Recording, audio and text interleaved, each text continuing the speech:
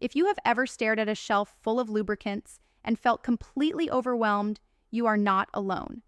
The question sounds simple: which one, how much, and where? But the real answer is part science, part comfort, and part common sense. I'm Catherin Harris, and in this guide, I'm going to walk you through everything you actually need to know so you can choose confidently, apply correctly, and enjoy safely. No hype, no awkward jargon, just straight talk you can use tonight. Let's start by resetting a big myth. Using lubricant does not mean you're not aroused enough. It means you're smart about comfort and health. Friction is what causes micro tears, irritation, and discomfort. Lube reduces friction. Less friction means more pleasure, more control, and fewer problems the day after. Think of it like wearing the right running shoes. They don't make you a worse runner. They prevent blisters so you can go further and feel better. Now, which one? Most personal lubricants fall into 4 families: water-based, silicone-based, oil-based, and hybrids that blend water with silicone. Water-based is the all-purpose option and usually the easiest to clean up. It rinses with water, it's generally safe with condoms and most toys, and it comes in a wide range of textures from very thin to very thick. The trade-off is that it can dry out faster on skin or mucosa because water evaporates. The good news is that you can reactivate many water-based lubricants with a tiny splash of water or a spritz from a bedside mister. If you like the feel of something light and natural and you don't mind a quick top-up, water-based is a great first choice. Silicone-based lubricants are the long-distance runners. They stay slick for much longer, they don't evaporate, and they hold up extremely well under intense friction or in the shower. They're excellent for longer sessions and for anal play, where the body doesn't self-lubricate. They're also latex safe, which means they're compatible with latex condoms. The caveat is toy compatibility. Silicone lube can sometimes interact with certain silicone toys and make their surface tacky over time. If you love silicone toys, check the manufacturer's guidance. Many people use silicone lube with glass, stainless steel, ABS plastic, and sealed wood toys without any problem. For silicone on silicone, test a tiny spot first or choose a high-quality water-based gel when in doubt. Oil-based lubricants are a different creature. Coconut oil, mineral oil, or purpose-made oil blends feel rich, stay slick, and can double as massage products. But here is the critical rule. Do not use oil-based lubes with latex or polyisoprene condoms because oil weakens those materials and increases the risk of breakage. If you're using polyurethane condoms, check the manufacturer's instructions, as some oils are considered compatible. Oil can also be hard to clean from fabrics and may clog pores for some people. If you want the indulgent feel of oil but need condom safety, keep oil for massage and choose water-based or silicone-based for penetration. Hybrid lubricants blend water and silicone to give you a best of both worlds feel, more longevity than water-based with easier cleanup than pure silicone. Hybrids are typically condom-safe and toy-friendly with non-silicone toys. If you're new to lube, a quality hybrid can be a very user-friendly starting point. Now let's talk ingredients and comfort, because what's inside the bottle matters as much as what's on the label. Your body's tissues, especially the vagina and the rectum, are sensitive. Products that are very hyper-concentrated with certain glycols or sugars can pull water out of cells and cause irritation in some users. If you tend to be sensitive, look for products marketed as pH-balanced and osmolality-friendly, designed for vaginal or anal use. If you are prone to yeast infections, be aware that glycerin can be irritating for some. Not everyone reacts to it, but if you do, choose a glycerin-free formula. Avoid numbing agents like benzocaine or lidocaine for recreational use. They mask pain, and pain is the signal your body uses to protect you from injury. Also avoid strong warming agents for anal play because spicy sensations can feel like burning on rectal tissue. Fragrance and essential oils can be irritating too. They may smell nice in a candle, but not all sensitive areas love them. If you are trying to conceive, Choose a fertility-friendly lubricant, explicitly labeled as such. Many everyday personal lubricants can hinder sperm motility. Fertility-friendly formulas are designed to be isotonic and not hostile to sperm. Read the label carefully and keep things simple. This is also a moment to avoid any product that includes a spermicide like non-oxynol 9, which can be irritating with frequent use.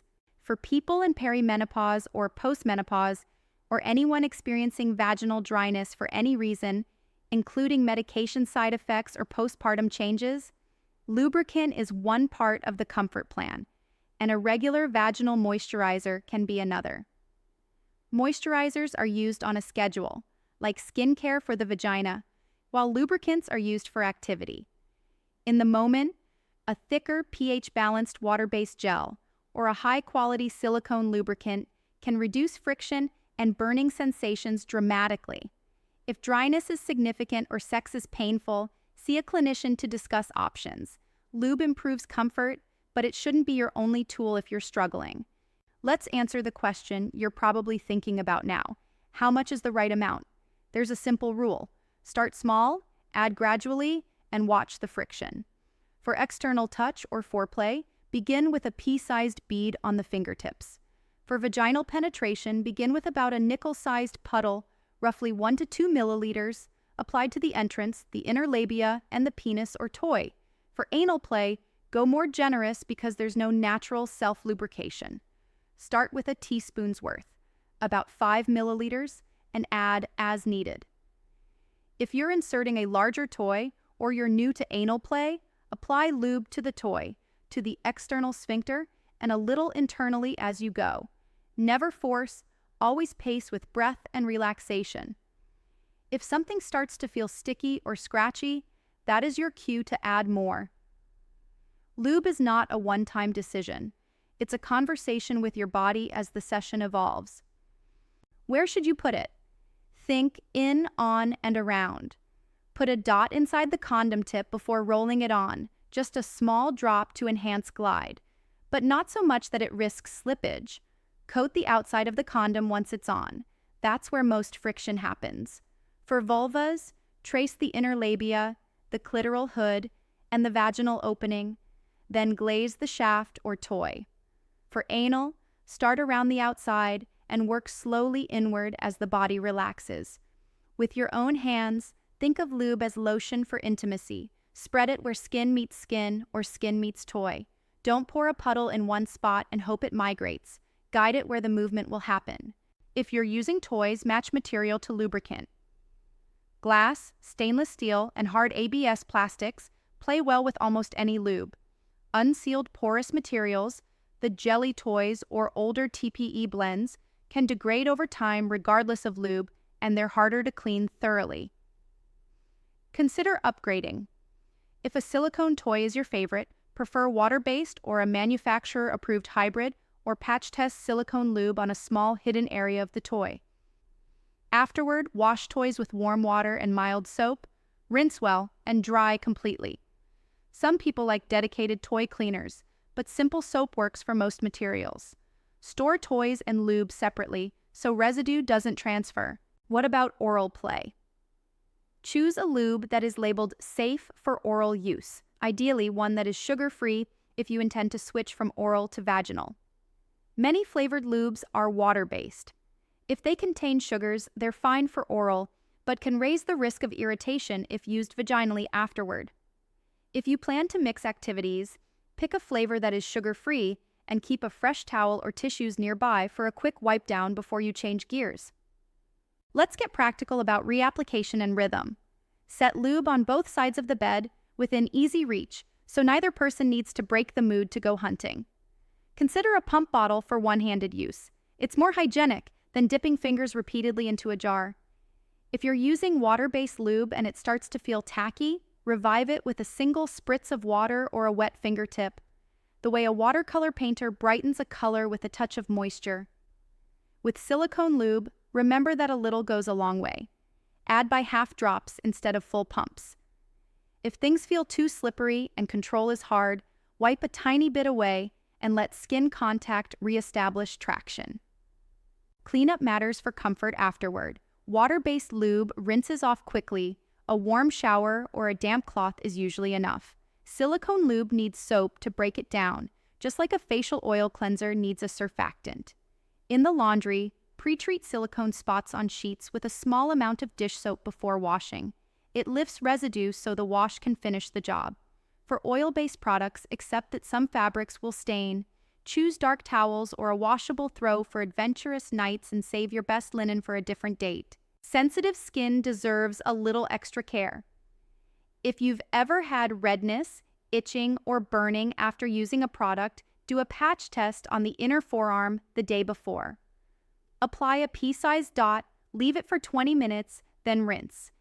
If there's no reaction within 24 hours, it's a good sign. If you do react, note the ingredient list and avoid similar formulas.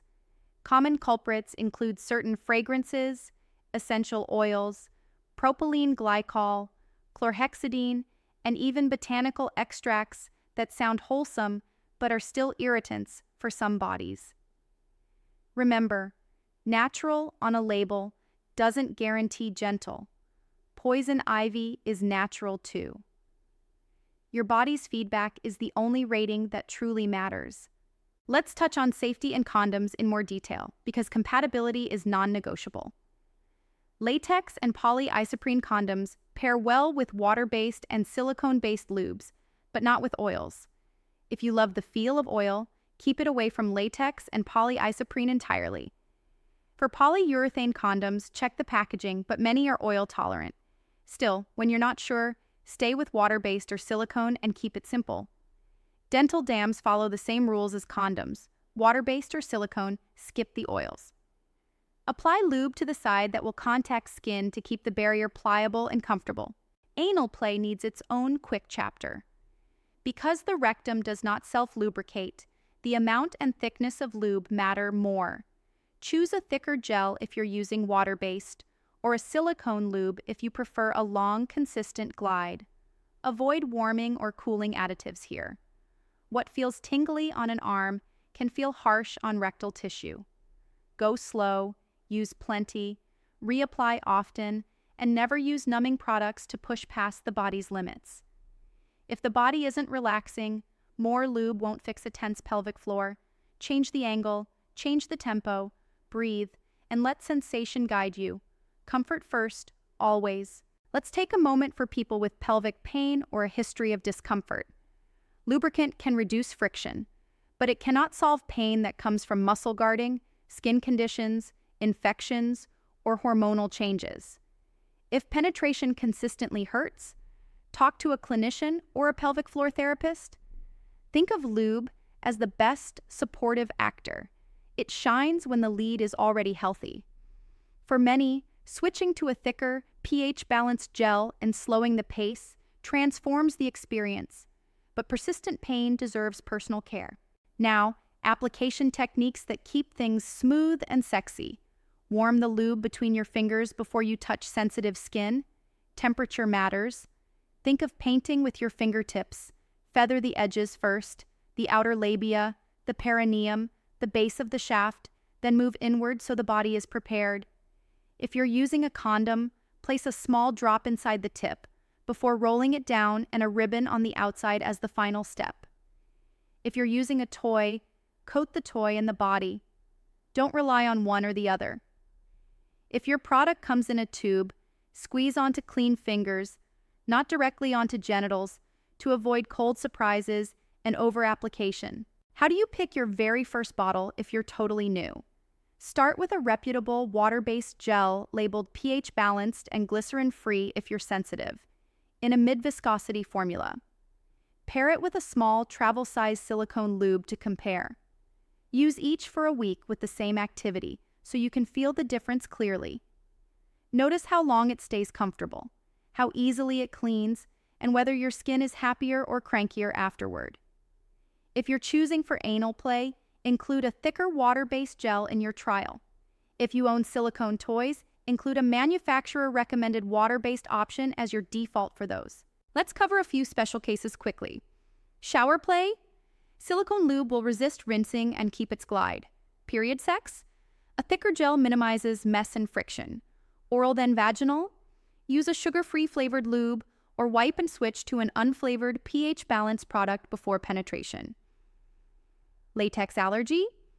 Look for non-latex barriers like polyurethane or polyisoprene and stick with water-based or silicone lubes, avoiding oils just as you would with latex. Trying to conceive? Fertility-friendly formulas only, and keep everything else minimal and gentle. Hygiene and storage are simple but important. Keep the cap closed, store at room temperature, and avoid leaving lube in a hot car or in direct sun where formulas can separate or degrade. Prefer pump bottles or flip tops over screw caps for easy one-hand use and fewer spills. Don't top off an old bottle with a different brand. Treat lube like you treat skincare, one product per container. Check expiration dates. Most products have them printed near the crimp or on the bottom. If the lube looks separated, smells off, or has changed color, replace it. Let's hit a few quick myths and truths to settle any lingering doubts. Myth: if I use lube, my partner will think I'm not turned on. Truth: arousal is a whole body experience. Lubrication level varies by hormones, hydration, medications, stress, and timing. Lube is a tool, not a verdict. Myth: more is always better. Truth: too much can cause slipping, loss of control, or condom slippage. Start small, add slowly. Myth: natural equals safe. Truth: only your body decides what's safe. Patch test new products and read labels. Myth: all warming lubes are the same. Truth: the active sensation agents vary widely, and what feels cozy to one person can sting another. Test away from the most sensitive areas first. Since our title includes where, let me give you a mental map you can recall in the moment. Anywhere skin rubs skin, add a whisper of lube. Anywhere a barrier meets skin, condoms, dams, gloves, add a ribbon of lube on the outside. Anywhere something goes inside, lube the thing and the body, outside first, and then in small stages inside. Think edges first, then center. Think glide, not flood. Think feel, not force. Finally, let's pull this together into a simple, memorable plan. Choose by activity. For general partnered play or toys, start with water-based. For shower or marathon sessions or anal, add silicone. For massage, keep oils away from latex and polyisoprene. For fertility, choose sperm-friendly. For sensitive skin, choose pH-balanced, glycerin-free, fragrance-free. Use by feel. Pea size for touch, nickel size for vaginal, teaspoon for anal, and adjust live based on feedback. Place with intention. A drop in the condom tip, a coat on the outside, a glaze on the labia and entrance, a generous halo around the anus before going in. Maintain with attention. Top up when friction returns. Revive water-based with a touch of water. Wipe silicone if it's too slick, and stay in conversation with your body the whole time. If you take just one message with you, make it this: lubricant is permission for pleasure to be comfortable, reliable, and kind to your body. The right one for you is the one that keeps you relaxed and present. Start simple, listen to your body's feedback, and let curiosity guide the fine-tuning. I'm Catherin Harris, and this was your definitive guide to which lube, how much, and where. When you treat lube as an ally, you'll wonder why you ever hesitated to invite it in.